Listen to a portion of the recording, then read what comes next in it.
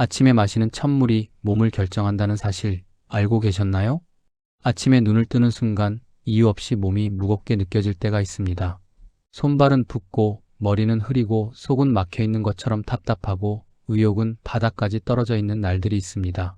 많은 사람들은 이런 변화를 자연스러운 노화라고 생각하지만 사실 이 현상은 밤새 굳어있던 순환의 문제일 때가 훨씬 더 많습니다. 저는 오늘 여러분께 수백 년 동안 선조들이 실천해왔고 현대의학에서도 그 효과가 확인된 음양탕과 소금 한 꼬집의 황금 조합을 알려드리려고 합니다. 이 단순한 조합은 아침의 무거움을 풀어주고 하루의 리듬을 되돌리는데 매우 강력한 힘을 가지고 있습니다. 오늘 건강시간여행에서는 옛 선조들의 지혜와 현대의학의 해석을 바탕으로 시니어에게 꼭 필요한 음양탕과 소금 한 꼬집의 비법을 알려드리겠습니다. 끝까지 보시면 지금부터의 생활이 건강한 삶으로 완전히 바뀔 수 있다는 사실을 확인하게 되실 겁니다. 영상을 시청하시기 전에 구독과 좋아요도 눌러주세요. 여러분의 작은 응원이 소중한 가족과 지인들의 건강을 지키는 힘이 됩니다. 무료 구독만으로 중요한 건강 정보를 꾸준히 받아보실 수 있습니다. 자, 그럼 지금부터 시니어의 건강한 삶을 위한 건강시간 여행 함께 떠나보겠습니다. 선조들의 지혜는 왜 아침 첫물에 집중되었을까요? 물은 단순한 수분이 아니라 몸의 기운을 움직이는 매개였습니다. 우리 선조들은 물을 단순히 갈증을 해소하기 위한 존재로 보지 않았습니다. 물은 몸의 기운을 움직이고 순환의 문을 여는 생명 에너지의 통로로 여겨졌습니다. 동의보감에서는 물이 그 성질을 알면 병의 근본을 다스릴 수 있고 성질을 모르고 마시면 병을 부른다고 기록하고 있습니다. 이는 물의 온도와 성질을 제대로 다루는 것이 곧 건강을 관리하는 가장 기본적인 기술이라는 의미입니다. 또한 아침은 생리적으로 가장 순환이 약한 시점입니다. 밤새 몸은 수분과 전해질이 빠져나간 상태에서 6에서 8시간 동안 거의 움직이지 않습니다.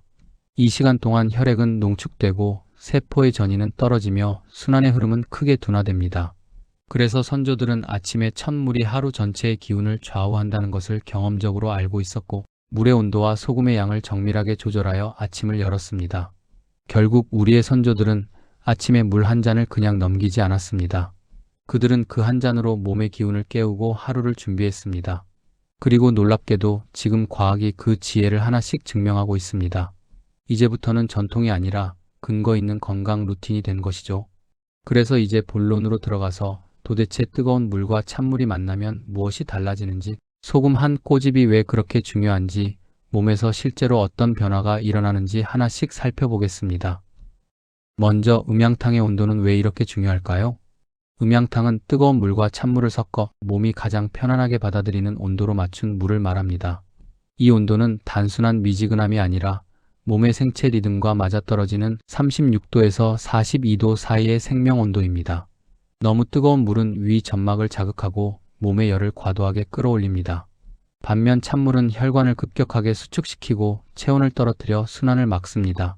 하지만 이 두 가지가 적절히 섞이게 되면 혈관은 부드럽게 열리고 위장은 자극 없이 깨어나며 자율신경은 안정된 방향으로 작동하기 시작합니다.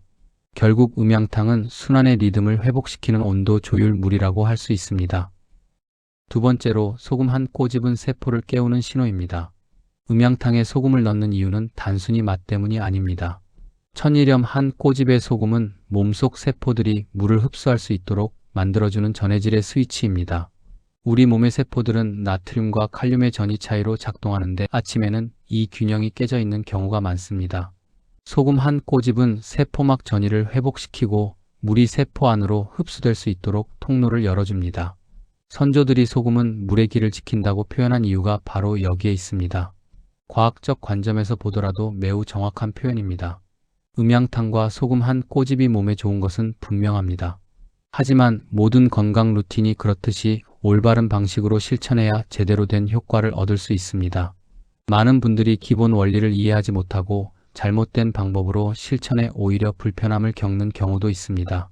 이 실패 사례들은 왜 정확한 비율과 방법이 중요한지를 보여주는 좋은 예가 됩니다. 이제 몇 가지 실제 사례를 살펴보며 어떤 실수가 있었고 왜 그런 결과가 나왔는지 구체적으로 이해해 보겠습니다. 한 50대 남성은 아침에 소금물을 마시면 좋다는 정보를 듣고 음양탕에 소금을 추가해 마시기 시작했습니다. 문제는 한 꼬집이라는 표현을 정확히 이해하지 못했다는 점이었습니다. 그는 손가락으로 짚는 극소량이 아니라 식탁용 티스푼 한 스푼을 넣었습니다. 며칠 후 그는 아침에 얼굴이 더 붓고 손가락이 퉁퉁한 느낌이 들며 오전 내내 입이 바짝 마르고 오후에는 유난히 피로감이 심했습니다. 병원에서 진찰을 받은 결과 의사는 나트륨 과다 섭취로 전형적인 체액 증가 패턴이 나타난 것이라고 설명했습니다.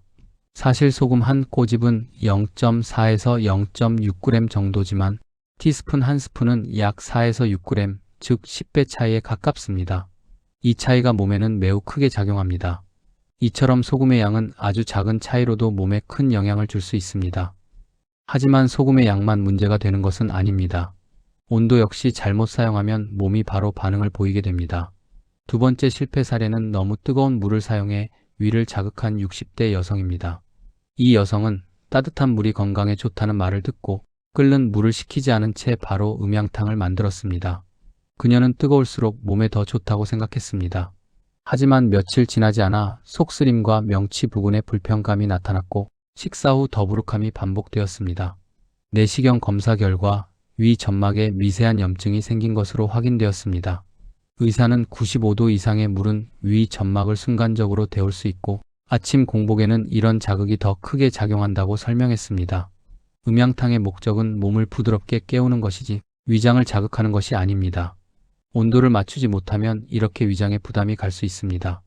그렇다면 반대로 너무 차가운 물을 마시면 어떤 일이 일어날까요? 세 번째 실패 사례는 얼음물로 각성을 시도한 40대 남성입니다. 이 남성은 아침마다 무기력함을 느끼자 얼음물 한 잔을 마시면 정신이 번쩍 든다고 생각했습니다. 그래서 아침마다 얼음이 가득한 물을 원샷했습니다. 하지만 결과는 예상과 달랐습니다.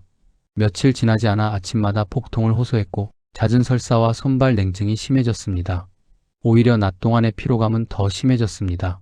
의사는 그의 상태를 보고 이렇게 말했습니다.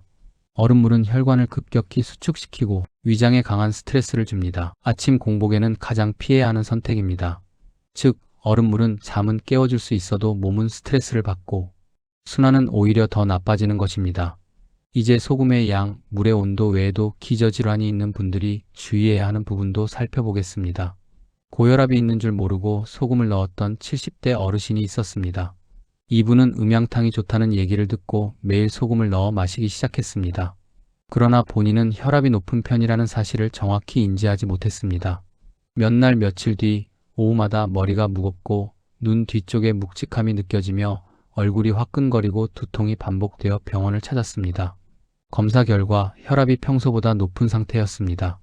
의사는 혈압 민감형 환자의 경우 소량의 염분도 혈관 긴장도를 빠르게 높일 수 있다고 설명했습니다. 따라서 고혈압 환자나 신장 기능이 약한 분은 소금을 넣기보다 미온수만 마셔야 합니다. 여기까지는 물과 소금 자체의 잘못된 사용 사례를 살펴보았습니다. 하지만 또 하나 자주 보이는 실패 사례가 있습니다. 바로 음양탕을 마신 직후의 습관입니다. 마지막 실패 사례는 음양탕 직후 커피와 영양제를 바로 마신 50대 여성입니다. 이 여성은 아침에 음양탕을 마신 직후 습관적으로 커피를 한 잔 마시고 여러 가지 영양제를 동시에 복용하곤 했습니다. 그녀는 이것이 나쁜 습관이라고 생각하지 않았습니다. 하지만 시간이 지날수록 속이 더부룩하고 아침마다 트림이 잦아지고 영양제를 먹어도 피곤함이 잘 사라지지 않는 상태가 지속됐습니다. 진료를 맡은 의사는 이렇게 말했습니다.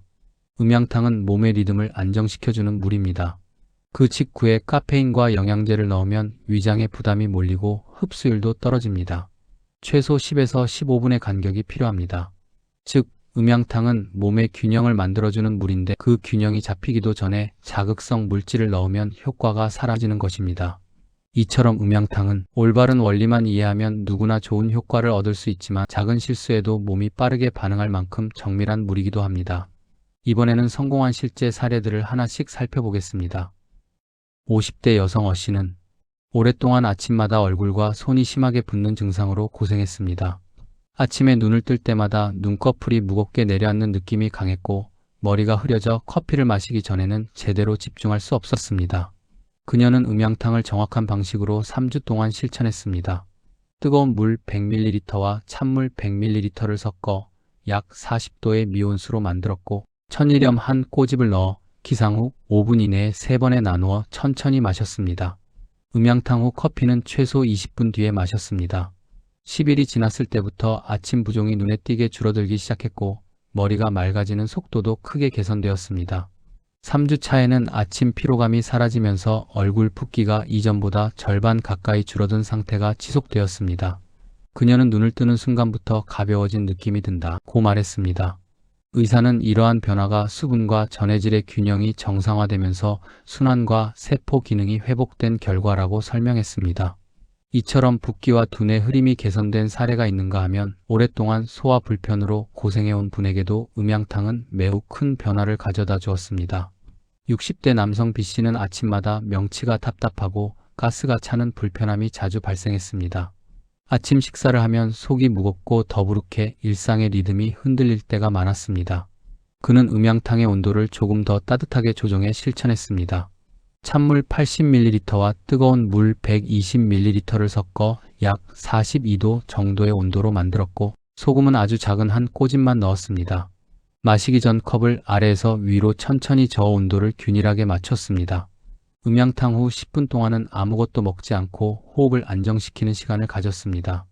그는 2주 만에 명치 답답함이 사라지고 아침 소화 불량이 70% 이상 완화되었습니다.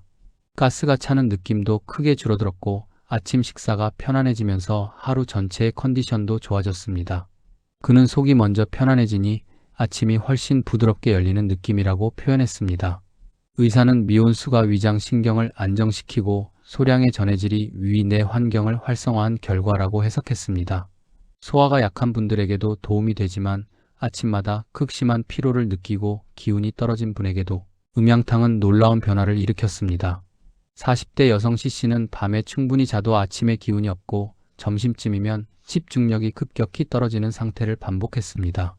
혈액 검사에서는 특별한 문제를 찾을 수 없었지만 스스로 배터리가 빨리 닳는 느낌이라는 표현을 자주 했습니다.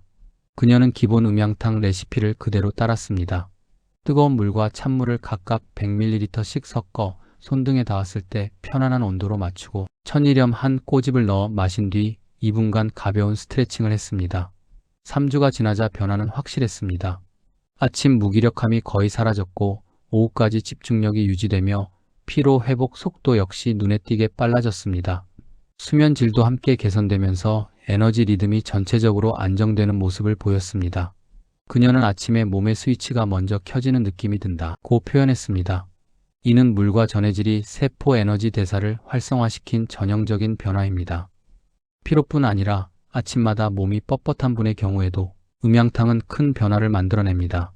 70대 남성 D씨는 아침마다 무릎과 손가락 관절이 잘 펴지지 않아 움직이는 데 시간이 걸리는 편이었습니다. 순환이 떨어지는 전형적인 노년층 패턴이었습니다. 그는 음양탕을 약간 더 따뜻한 온도로 조절해 실천했습니다. 뜨거운 물 120ml와 찬물 80ml를 섞어 42에서 45도 정도로 만들고 소금 한 꼬집을 넣은 뒤 마시기 전에 컵을 손바닥으로 감싸며 온기를 느끼는 시간을 가졌습니다.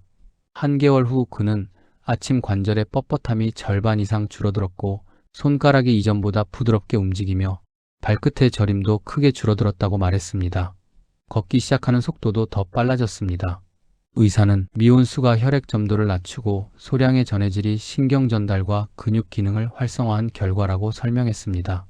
이처럼 음양탕과 소금 한 꼬집은 올바른 방법과 내 몸에 맞는 비율로 실천했을 때 생각보다 빠르고 강력한 변화를 만들어낼 수 있습니다. 그리고 이러한 성공 사례들은 음양탕이 단순한 전통 요법이 아니라 우리 몸의 생리 리듬을 다시 맞추는 과학적 아침 습관이라는 사실을 보여줍니다. 여기까지는 한국에서의 성공 사례를 살펴보았습니다. 그런데 더 흥미로운 점은 우리 선조들의 이 아침 물 마시기 방식이 세계 여러 지역에서도 조금 다른 이름으로 존재했다는 사실입니다. 과연 해외에서는 이 지혜를 어떻게 실천했을까요? 그 이야기를 이어서 살펴보겠습니다. 먼저 티베트 전통의학에서는 아침에 마시는 물을 단순한 수분 보충이 아니라 하루의 생명 에너지를 깨우는 의식으로 여겼습니다. 티베트 의학 문헌에서는 아침에 찬물로 위장을 자극하면 생명 에너지가 흔들리고 너무 뜨거운 물은 몸의 기운을 위로 몰아 불균형이 생긴다 라고 기록되어 있습니다. 그래서 그들은 기상 직후 반드시 강하지도 약하지도 않은 따뜻한 물을 마셨습니다. 이 따뜻한 물은 장부를 자극하지 않으면서도 몸의 순환을 부드럽게 열어주는 역할을 한다고 믿었습니다. 티베트에서는 이를 루낭워터, 즉 기운의 통로를 여는 물이라고 부릅니다. 티베트식 미온수 원칙은 음양탕과 매우 닮아 있습니다. 뜨거운 물은 기운을 올린다. 찬물은 기운을 가라앉힌다. 둘의 조합이 몸의 기운 흐름을 조정한다. 한국 선조들이 말한 음양 원리와 거의 동일한 개념입니다. 또한 티베트 여승들은 아침 미온수에 소량의 미네랄을 첨가해 마시기도 했는데 이는 전해질 균형을 잡아주는 전통적 미네랄 보충법이었습니다. 일본의 전통 건강법에서도 아침 미온수는 오랫동안 장부를 깨우는 물로 알려져 있습니다. 일본에서는 아침에 마시는 따뜻한 물을 온카스이라고 부르며 이 물의 역할을 다음과 같이 정의합니다. 위장을 부담 없이 깨운다. 혈관의 과도한 수축을 막는다. 밤새 떨어진 체온을 적정 온도로 회복시킨다.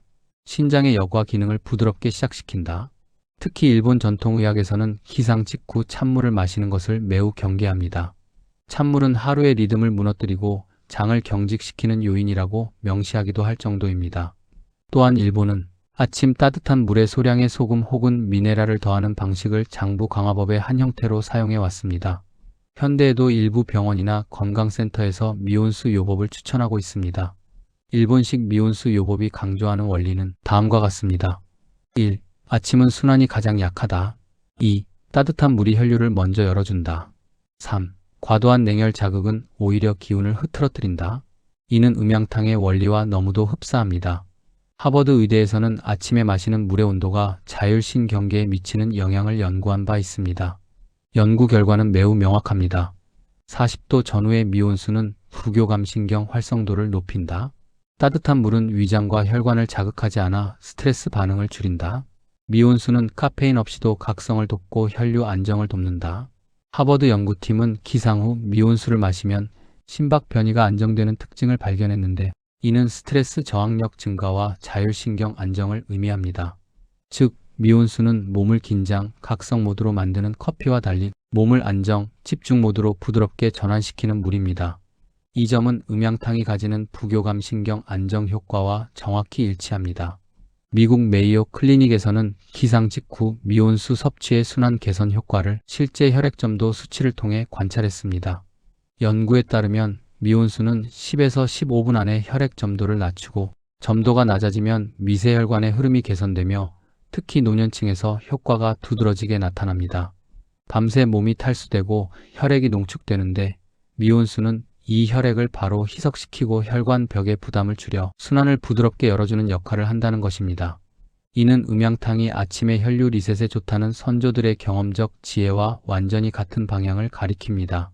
이처럼 해외에서도 아침에 물 한 잔을 통해 몸의 리듬을 조율하려는 전통과 연구가 꾸준히 이어져 왔습니다. 그리고 흥미로운 점은 이런 공통된 지혜의 결론이 결국 하나의 방향을 가리킨다는 것입니다. 바로 모든 몸은 다르고 모든 아침은 다르다는 사실입니다. 그래서 음양탕도 한 가지 방식으로 고정되는 것이 아니라 체질과 계절 그리고 그날의 컨디션에 따라 조금씩 조절해 줄 필요가 있습니다. 이제부터는 음양탕을 내 몸에 맞게 만드는 아주 구체적인 조절 비결을 이어 살펴보겠습니다. 여기서 잠깐 시청자분들께 부탁 하나 드리겠습니다. 이 영상이 정말 꼭 필요한 정보다 싶으시다면 구독과 좋아요를 눌러주세요. 여러분의 작은 클릭이 소중한 가족과 지인들의 건강을 지키는 힘이 됩니다. 무료 구독만으로 앞으로도 계속 중요한 건강 정보를 받아보실 수 있습니다. 지금부터는 체질, 계절, 상황별로 조절하는 비결에 대해 알려드리겠습니다. 음양탕은 모두에게 똑같은 비율로 적용되는 물이 아니라 각자의 몸 상태에 맞춰 조절할수록 더 좋은 효과를 주는 물입니다. 그래서 체질과 계절, 그리고 그날의 컨디션에 따라 음양탕의 온도와 뜨거운 물, 찬물의 비율을 조금씩 바꿔주는 것이 좋습니다. 먼저 열이 많은 체질을 생각해 볼 수 있습니다. 얼굴이 잘 붉어지고 가슴이 답답하거나 조금만 움직여도 땀이 쉽게 나는 분들이 여기에 해당합니다. 이런 분들은 몸 안에 열이 많기 때문에 너무 뜨거운 물을 많이 마시면 오히려 상열감이 심해질 수 있습니다. 그래서 뜨거운 물의 비율을 4 정도로 조금 줄이고 찬물의 비율을 6 정도로 약간 높여 몸이 과열되지 않도록 도와주는 것이 좋습니다. 이렇게 하면 음양탕이 몸의 열을 살짝 내려주는 역할을 하게 됩니다. 이 체질은 소금도 한 꼬집을 꽉 쥐어 넣기보다는 그보다 조금 적은 양으로 넣어주는 것이 부담을 덜어주는 데 더 적절합니다. 반대로 손발이 차갑고 소화가 약하며 추위를 잘 타는 분들이 있습니다. 이런 분들은 흔히 냉체질이라고 부를 수 있습니다. 이 경우에는 밤사이 더 떨어진 체온과 순환을 회복시키는 것이 중요합니다. 따라서 같은 음양탕이라도 뜨거운 물의 비율을 7 정도로 조금 더 높이고 찬물의 비율을 3 정도로 줄여 마셨을 때 속이 따뜻해지는 느낌이 분명하게 들도록 맞추는 것이 좋습니다. 이 체질에서는 소금을 한 꼬집 정도 넣어주어도 무리가 없는 경우가 많고 오히려 기운을 돋워주는 역할을 할 수 있습니다. 특별히 열이 심하지도 냉기가 심하지도 않은 분들은 기본적인 음양탕 비율로도 충분히 도움을 받을 수 있습니다. 이때는 뜨거운 물과 찬물을 거의 5대5로 섞어 손등에 닿았을 때 따뜻하네라고 느껴지는 정도의 온도를 유지해주면 됩니다.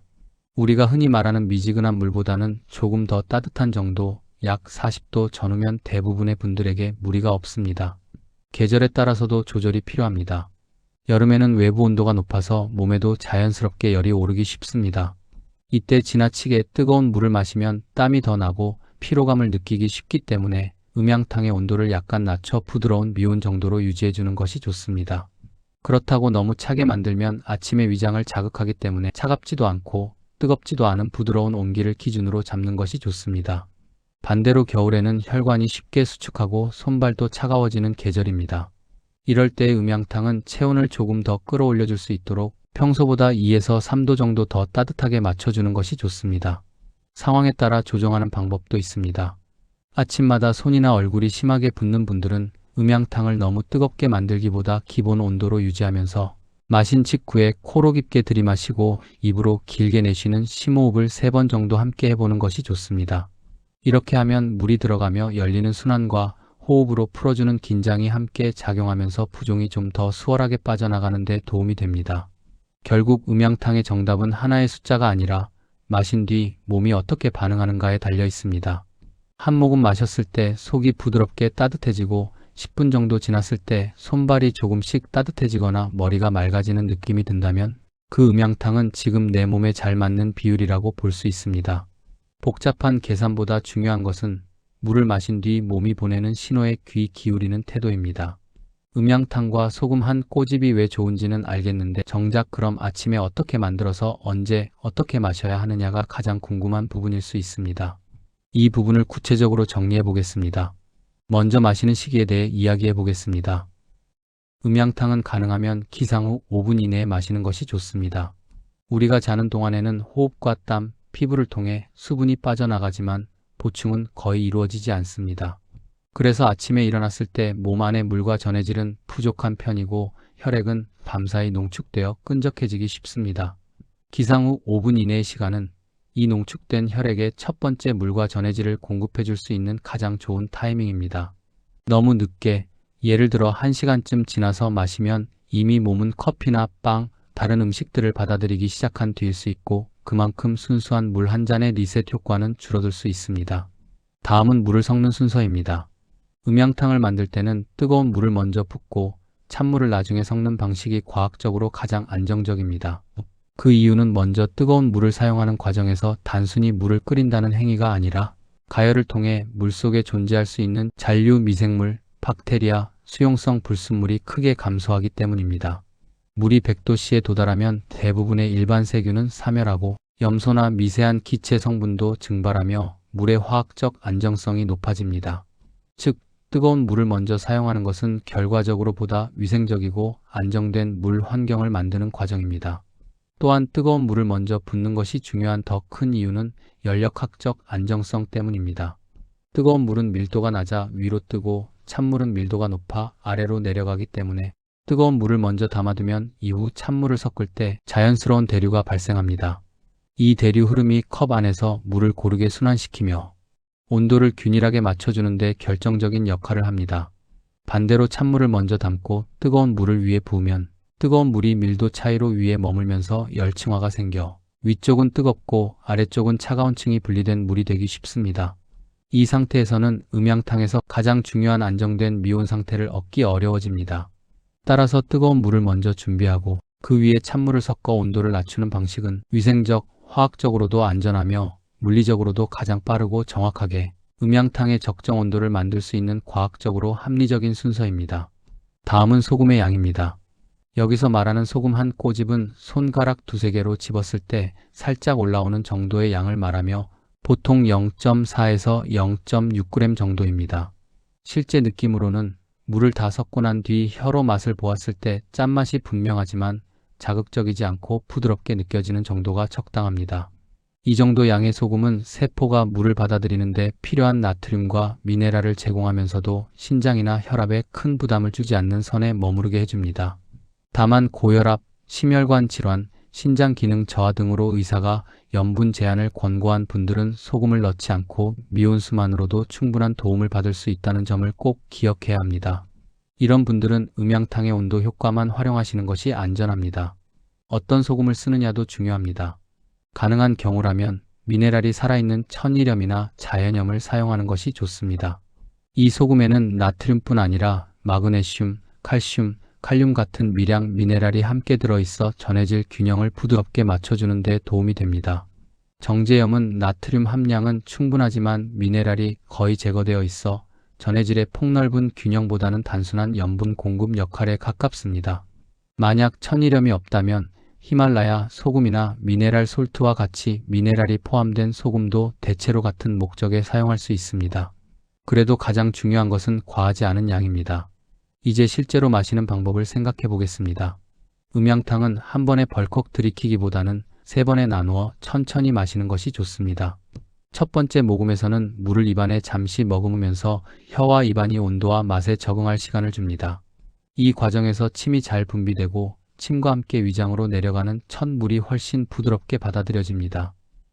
두 번째 모금에서는 목을 적신다는 느낌으로 천천히 넘기면서 따뜻한 물이 식도와 위로 내려가는 흐름을 느껴봅니다. 세 번째 모금에서는 이제 이 물이 장으로 내려가며 온몸의 순환을 깨운다는 마음으로 깊게 숨을 한번 들이마신 뒤 천천히 마셔주는 것이 좋습니다. 이렇게 3번에 나누어 마시는 동작 자체가 이미 하나의 작은 아침 의식이 되어줍니다. 마지막으로 언제까지 마시는 것이 좋은지에 대해 덧붙이면 기상 후 5분 이내에 첫 잔을 마시고 최소한 다른 음식이나 커피를 마시기 전까지는 이 음양탕이 몸에 온전히 흡수될 수 있도록 시간을 조금 두는 것이 좋습니다. 보통 10에서 15분 정도만 비워두어도 몸은 이 물을 충분히 받아들이고 그 뒤에 마시는 차나 커피, 아침 식사가 훨씬 부담 없이 받아들여질 가능성이 높습니다. 이처럼 음양탕과 소금 한 꼬집을 마시는 방법은 언제, 어떤 순서로, 얼마나, 어떤 소금으로 어떻게 마시느냐에 따라 그 효과가 달라질 수 있습니다. 그러나 기준은 어렵지 않습니다. 잠에서 깬 직후 끓인 물을 기준으로 온도를 맞추고 소금을 욕심내지 않고 한 꼬집만 넣어 천천히 3모금에 나누어 마신다면 그것이 바로 선조들이 남긴 지혜와 현대의학이 모두 인정할 수 있는 아침의 황금 루틴이라고 할 수 있습니다. 여러분, 아침에 물 한 잔이 하루 전체를 바꿉니다. 선조들은 물은 하늘의 기운이고 소금은 땅의 기운이다 라고 말했습니다. 하늘의 물이 길을 열고 땅의 소금이 그 길을 지켜줍니다. 현대의학에서도 수분과 전해질의 균형이 모든 생명 반응의 출발점이라고 봅니다. 언어는 다르지만 의미는 같습니다. 아침의 음양탕 한 잔은 단순한 물 한 잔이 아니라 몸의 순환을 다시 열고 세포의 스위치를 켜며 하루 전체의 리듬을 되돌리는 생명 원리의 시작입니다. 내일 아침 여러분의 첫 물 한 잔에 이 의미를 담아보시기 바랍니다. 여러분, 오늘 건강시간 여행 어떠셨나요? 도움이 되셨나요? 도움이 되셨다면 구독과 좋아요를 눌러주세요. 여러분의 작은 클릭이 소중한 가족과 지인들의 건강을 지키는 힘이 됩니다. 무료 구독만으로 앞으로 계속해서 중요한 건강 정보를 받아보실 수 있습니다. 앞으로도 생활 속 실천 방법과 건강 정보를 쉽고 구체적으로 알려드리겠습니다. 그럼 건강시간 여행을 여기서 마칩니다. 시니어 여러분, 오늘도 건강하시고 행복하세요. 감사합니다.